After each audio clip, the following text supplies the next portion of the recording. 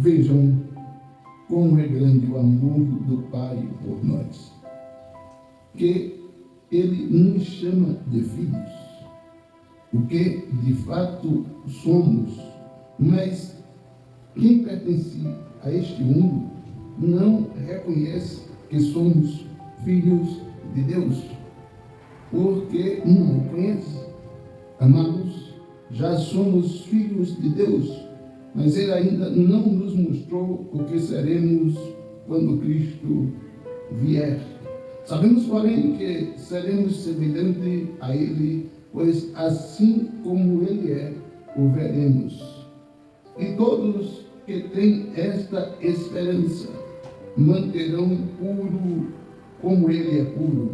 Quem vive no pecado transgride a lei, pois todo pecado é contrário à lei.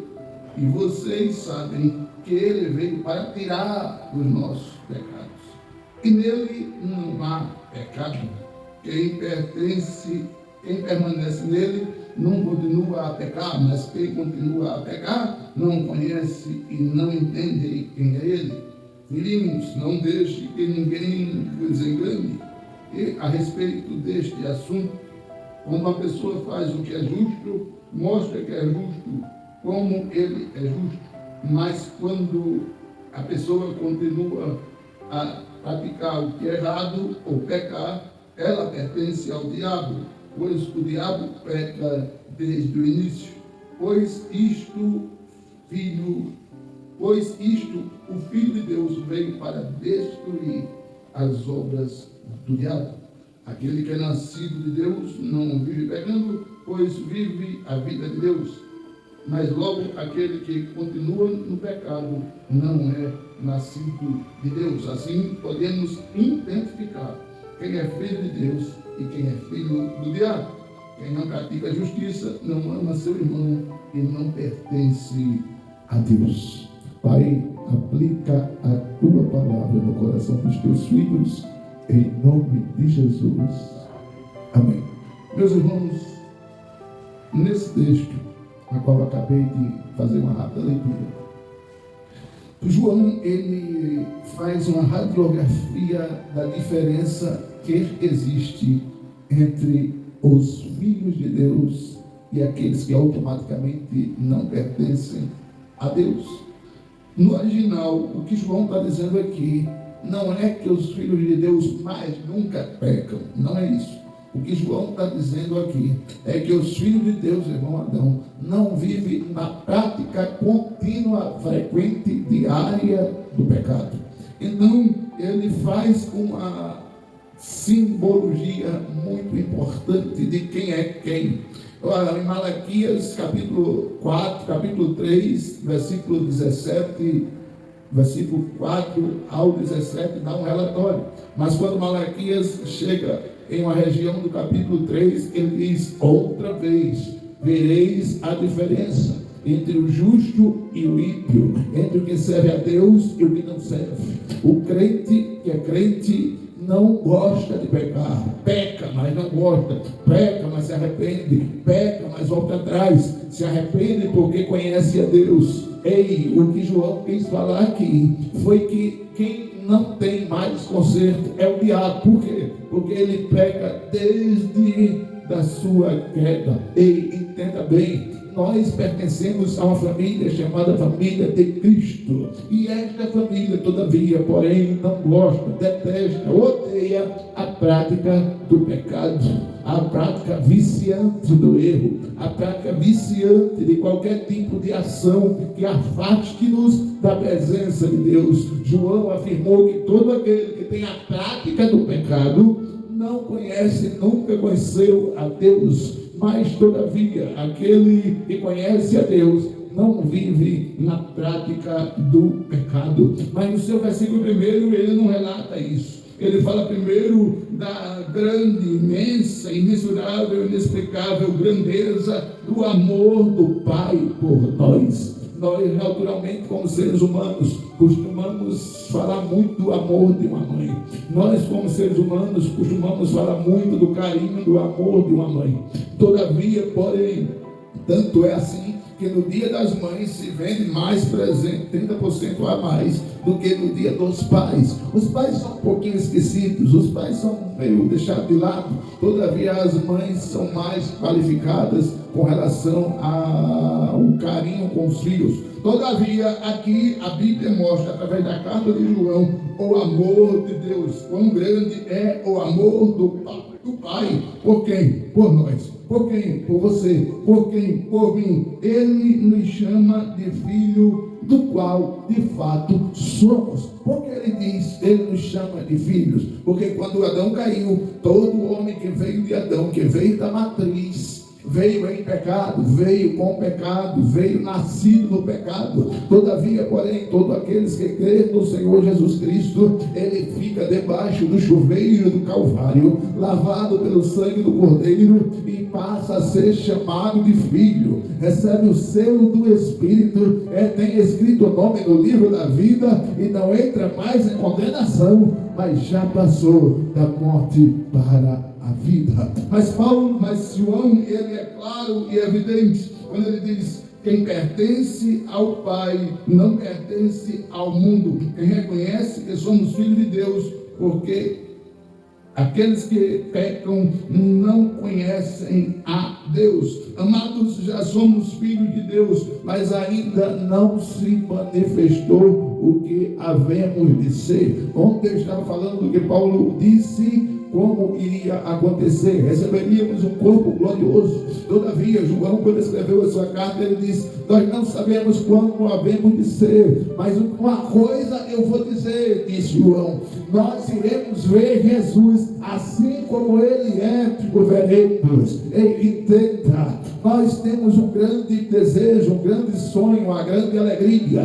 Qual é? Chegar no céu. Ah, maravilha! Essa é a grande alegria do crente, mas ainda há uma alegria maior: encontrar com Jesus, ver Jesus como ele é, abraçar Jesus, receber um abraço de Jesus, ouvir a voz de Jesus, olhar nos olhos de Jesus, porque João disse que assim como ele é, o veremos.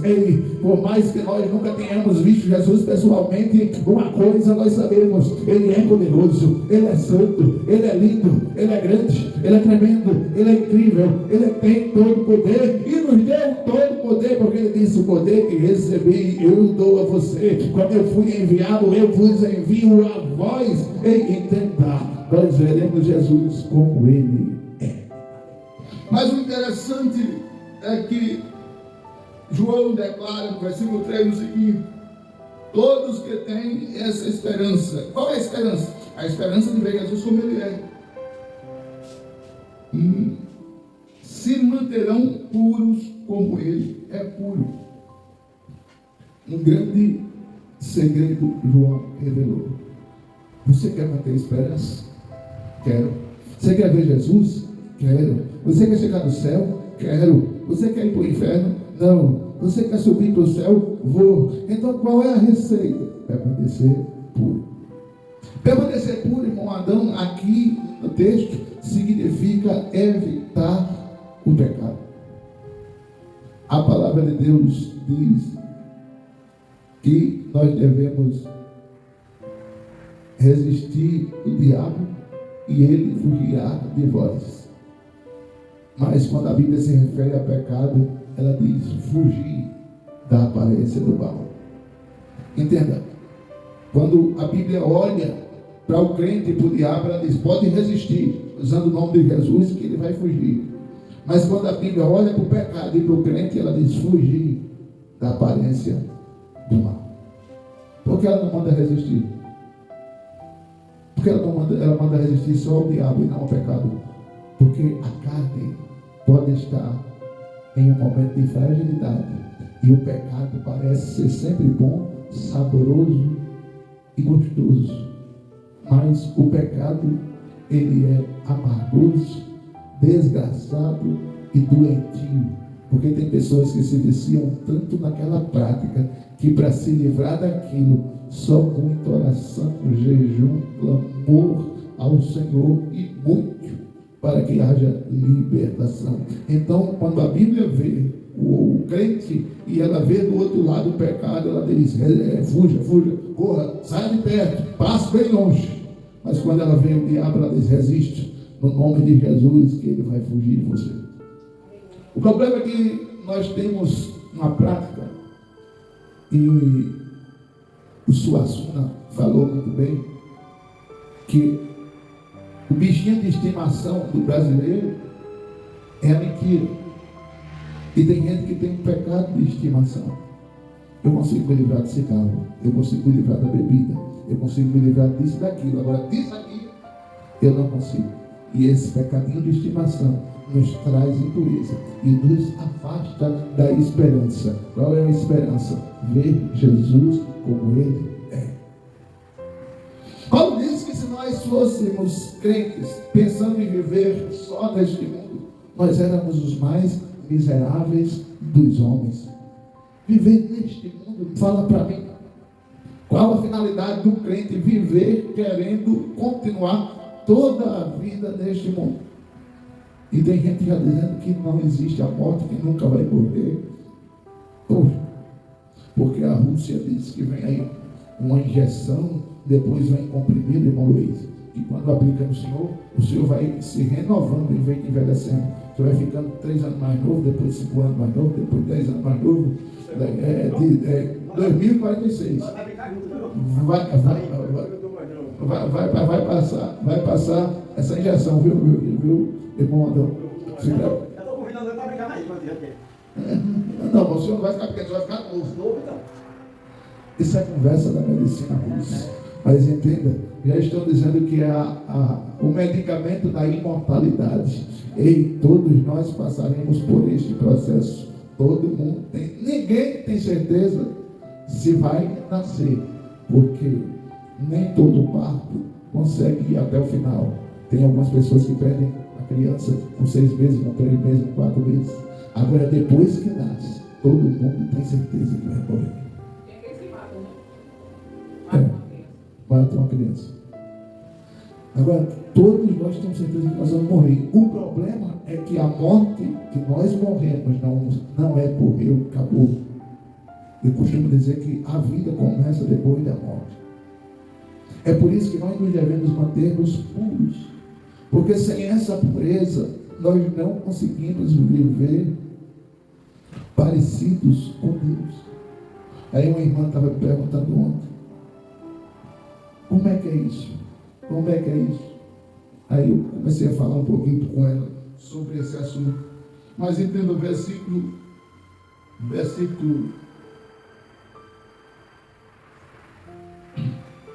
5 diz que nós temos Deus manter puro, porque Ele veio tirar os nossos pecados, e nele não há pecado.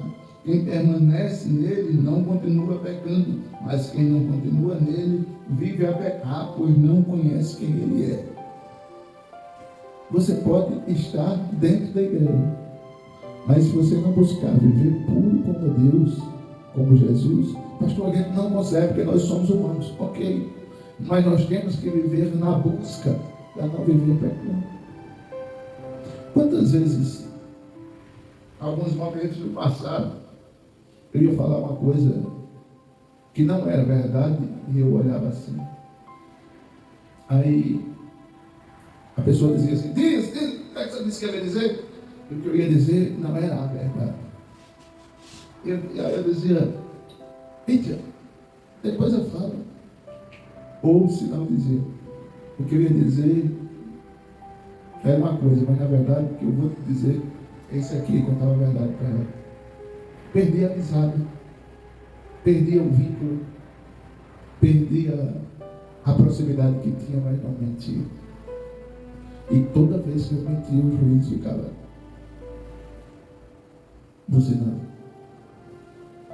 Por quê? Porque já dizia minha avó que a mentira tem perna curta. Para você construir uma vida decente, irmão Adão, é 30, 50, 40, 20 anos. Agora, para você destruir o que você construiu, só basta um tropeço. Só. Por isso, pela essa busca pela pureza, ela precisa ser constante. Porque quanto mais Imagina, foi o exemplo que eu dei ontem. Quanto mais eu busco a pureza, é como você pegar uma peneira e colocar dentro do rio. A peneira não consegue juntar a água dela, consegue? Não.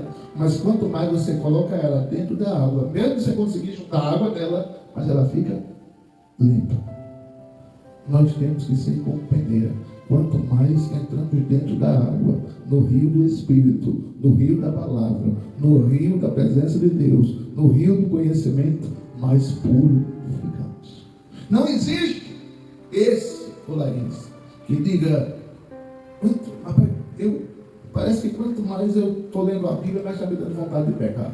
Quanto mais eu estou lendo a Bíblia, mais está me dando vontade de mentir. Quanto mais eu estou lendo a Bíblia, mais está me dando vontade de não ir para a igreja. Quanto mais eu estou lendo a Bíblia, mais estou com vontade de me prostituir. Quanto mais eu estou lendo a Bíblia, mais estou com vontade de me afastar da presença de Deus. Não existe! Você não está lendo a Bíblia, você pode estar lendo o livro dos Mormons, o livro de Maomé, você está lendo o Alcorão, você está lendo outra coisa, menos a Bíblia. Quanto mais você lê a Bíblia, você sente a presença. Quanto mais você lê a Bíblia, você quer ser crente. Quanto mais você está ficando puro, mais você quer ser puro. Quanto mais você se aproxima de Deus, você se afasta do diabo. Quanto mais você se aproxima de Deus, você se afasta da mentira. Quanto mais você se aproxima de Deus, você se afasta do erro. Quanto mais você se aproxima de Deus, você se aproxima de Cristo, se aproxima de Jesus, se aproxima da salvação. Parece com Deus. Então entenda, Pedro mesmo errado, mesmo negando Jesus, andou 3 anos com ele, e quando Pedro resolveu negar Jesus, o que foi que disseram? Você anda com ele. Dá para perceber pela sua voz que você pertence àquele grupo, dá para perceber pela sua aparência que você pertence ao grupo que andava com Jesus, dá para perceber que você conhece ele, dá para perceber que você andava mais ele. Quando o crente anda com Jesus, vive com Jesus, conhece Jesus, parece com Jesus. Foi por isso que Judas ganhou 30 moedas de prata, porque Jesus era tão parecido com os discípulos, que Judas teve que beijar Jesus, porque senão os soldados romanos prendiam a pessoa errada. Ei, mas o que é interessante é que dá para entender que eles eram parecidos com Jesus na aparência, na veste e na voz. Já percebeu isso? Eram parecidos com Jesus. Você sabia que um pastor da Igreja Universal, quando ele vai ser pastor da Universal, ele vai para São Paulo fazer um curso de 6 meses, para ficar parecido com a voz, todos eles parecidos com a mesma voz? Você já percebeu que o pastor da Universal é meu amigo, minha amiga, você precisa, eles têm tudo a voz assim. Você já percebeu? É um curso que eles fazem para ter tudo uma voz parecida com uma voz muito parecida com o outro. Então perceba bem, nós temos que ter a voz parecida com a de Jesus, os atos parecidos com a de Jesus, a prática parecida com a de Jesus, a vida parecida com a de Jesus. Por quê? Para manter a esperança de ver Ele como Ele é. Mas, meus irmãos, estou encerrando agora. Versículo 9 diz: aquele que é nascido de Deus não vive no pecado, pois a vida de Deus está nele. E ele não pode continuar pecando, pois ele é nascido de Deus. Nós estamos com a dificuldade de colocar na mente das pessoas, dos irmãos, tanto daqui quanto de 7 casas, da necessidade do batismo. Quanto mais você é parecido com Deus, mas você sente a necessidade de morrer pelo tanto. É por isso que quando você se batiza, o movimento que o pastor faz dentro da água é aquele movimento padrão. Morreu, acabou, se levantou, nasceu para Cristo. Os nascidos para Cristo não sentem vontade de viver na prática do pecado. Não tem como você ser nascido de Deus. Nascer de Deus aqui significa, literalmente, lembrei daquele versículo que Paulo disse: eu sofro com dores de parto até que Deus seja gerado em vós. Ser nascido de Deus é ter Deus gerado em nós. Você sabia que crente que é nascido de Deus fala diferente, anda diferente, age diferente, trata diferente, tem uma luta contínua contra as suas fragilidades. Eu tenho as minhas e você tem as suas, mas a luta é contínua. Pequei, Jesus, misericórdia, me perdoa. Jesus, me socorre. Pequei hoje, amanhã eu pego de novo. E assim eu vou levando a vida, antes de morrer eu me arrependo. Esses não são nascidos de Deus. Nós aqui, que estamos aqui, precisamos ser nascidos de Deus. Pastor, como é que eu identifico o nascido de Deus? Ele não está na igreja só para Deus dar a ele algo que ele precisa. Ele está na igreja porque ele sabe que ele precisa de Deus. Ele não está na igreja porque estando na igreja ele sabe que Deus resolve os seus problemas. Ele está na igreja porque a vida dele está entregue totalmente a Deus e porque ele é nascido de Deus. Mantenhamos a esperança viva. Nunca você vai manter a esperança viva vivendo em pecado. Mantenhamos a esperança viva, vivendo uma vida pura. Pura. E falando em vida pura, ontem eu estava usando um lenço umedecido.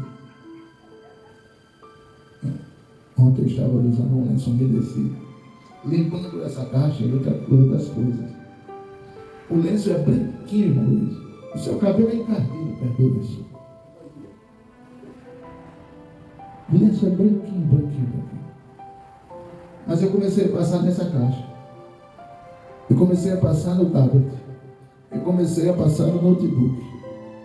Meu amigo, o lenço ficou mais preto do que aquelas velas de maconha. Rapaz, não tem quem diga que aquele lenço que eu peguei branquinho, ficasse tão podre daquele jeito. Eu usei 3 ou 4 lencinhos. Pense na imundícia. Eu disse, o segundo lenço vai ficar limpo, não é possível. Ficou quase igual ao primeiro. O terceiro ficou quase igual ao segundo. Pense na imundícia. Olhando assim, não dava para ver que essa casca tão suja. Mesmo assim, somos nós. Mas eu vou ficar aqui, vou usar a linguagem de vocês, na surdina, porque ninguém está vendo. Vou ficar remoendo, né? Vou ficar aqui na surdina, porque ninguém está vendo. O lenço da purificação vai ser passado e vai lhe mostrar se você está puro ou está limpo. Só não tenha esperança se você estiver limpo. Mas, amados, o texto encerra dizendo exatamente isto. Versículo 10. Assim podemos identificar quem é filho de Deus e quem é filho do diabo. Quem pratica a justiça e quem pratica a justiça e não ama os seus irmãos, não pertence a Deus. Qual a característica de quem é filho de Deus e quem é filho do diabo? O filho de Deus ama o seu irmão. O filho de Deus pratica a justiça. Quem não ama o seu irmão não é filho de Deus e nem pratica a justiça. Assim, há uma diferença dos filhos de Deus e dos filhos do diabo. Os filhos do diabo não têm esperança. Ele diz, hoje está pior, hoje está ruim, amanhã vai estar pior. Os filhos de Deus não há esperança. Hoje está difícil, mas o choro dura a noite.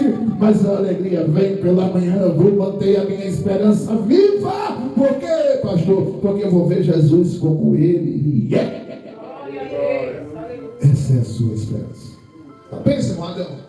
E por mais que o Senhor pareça um fazendeiro, com aquele chapéu na cabeça, com um bocado de galinha, ovelha, cabra, não pense assim, vou juntar um patrimônio aqui, porque depois do Senhor correr vai ser uma briga, uma pega para capar, uma pega na foice, outra pega na faca, e aquele negócio do outro, não, isso aqui é meu, não, aquilo lá é teu. Não, o foco da riqueza não é aqui, o foco é lá. O patrimônio é lá.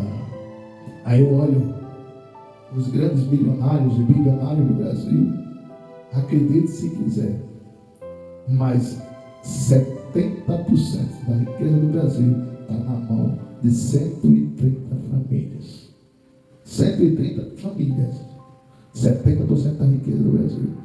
Aí quando eu olho para isso, eu digo, estão juntando patrimônio aqui, mas se morrer, acabou. Se morrer, já era. Se morrer, não tem esperança. Mas o crente não tem patrimônio aqui. Mas se morrer, terá. Mas se morrer, viverá. Mas se morrer, não morrerá. Mas se morrer, verá Jesus. Mas se morrer, vai entrar no céu. Mas se morrer, chegará perto da Trindade Santa. Mas se morrer, vai ser recebido pelos anjos, arcanjos, querubins, serafins e o Cordeiro. Mas se morrer, viverá eternamente com Cristo Jesus, nosso Senhor. Amém? Vamos orar?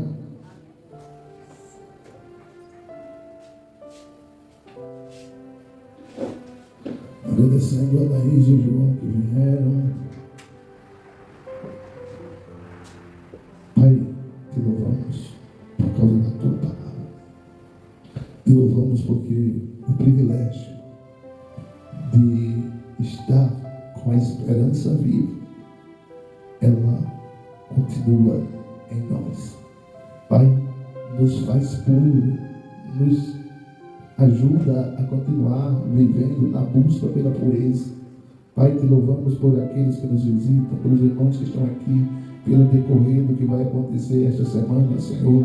Pai, dê saúde ao teu filho, irmão Luiz, Senhor. Pai eterno, Pai santo, e que nós possamos estar prontos para qualquer momento em estar contigo. Pai eterno, Pai maravilhoso, te louvamos e rendemos graças em nome de Jesus. E você diz: o amor de Deus, a graça do Senhor Jesus e as duas consolações do Espírito Santo seja com você, a sua casa, a sua família, não só hoje, mas para todos sempre. Pela última vez, você diz, você diz, Deus abençoe. Até o próximo culto.